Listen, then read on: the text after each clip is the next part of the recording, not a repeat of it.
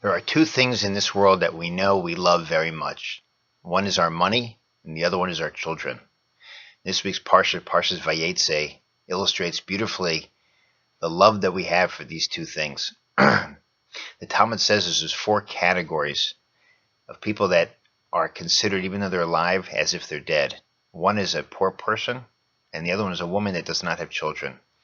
In this week's Parshas, Esav sends his child Eliphaz to kill Uncle Yaakov as vengeance for the trickery that he performed in last week's Parsha. Parshas told us in stealing the bracha from Esav, from his father Yitzchak.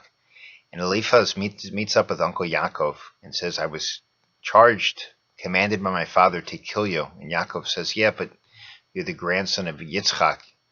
Grandson of Yitzchak doesn't murder. So Eliphaz was caught what to do. Should I listen to my father Esav or to my grandfather Yitzchak? And Yaakov had a brilliant idea. He says, here, take all my money, because if you take all my money, I'll be left as a poor person.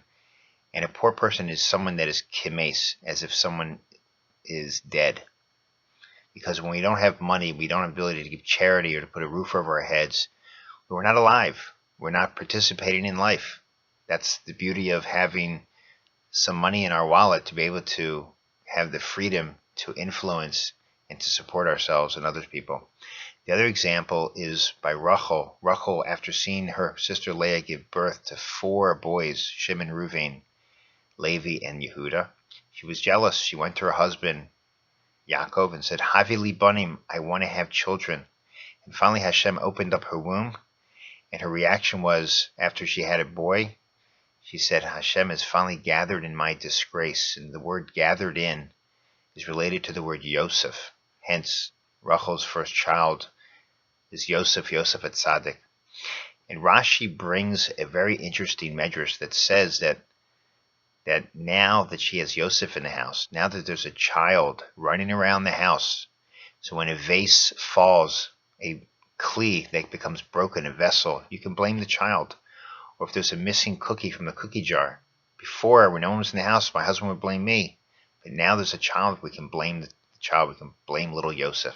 Now, what does that mean? What a strange reaction after a woman was begging and crying to have a child. We know Adam and Chava, they were given one test, one command, which was not to eat from the Eitz Hadas Tov Ra. Because they did, there were curses that were levied upon the world. Women had what's called Sar Gidul Banim, a challenge of raising children, and men had to go out and earn a living. Well, part of that, we call it tikkun, part of that ability to correct the world, is that when a woman has a child, through the birth pangs and the challenge of raising a child, when she has to clean up a child, when there's a child messes up the kitchen, when there's glass on the floor, that's her ability to fix up that broken kli, going back to Gan Eden, that broken kli that Chava had broken, or that fig that was eaten at the Eitz Hadas Tov Ra. It's all related back. We now get to be a partner with Hashem in fixing up and rebuilding the world. A primal desire for a woman is to be able to give to a child, to be meitiv, to love and to cherish and to take, to do work with them, to laundry, to bathe them, to do anything they can do for the child. It's the most primal desire. And so finally Rachel had the ability to remove that disgrace of living alone, having no one else around to blame.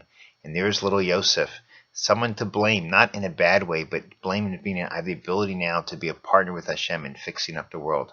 We should all recognize that we live in a world of a broken vessel. And whether it's a smile, whether it's a charity, whether it's inviting someone for Shabbos, taking time to call a loved one, that ability to be masaking, to be a partner of Hashem and building up this broken kli, that's a privilege for all of us. And that removes our disgrace of perhaps participating in a broken world and instead of being a partner in fixing up the broken world. That's our ability, that's our privilege, and that's our blessing in this week's Parsha, Shabbos.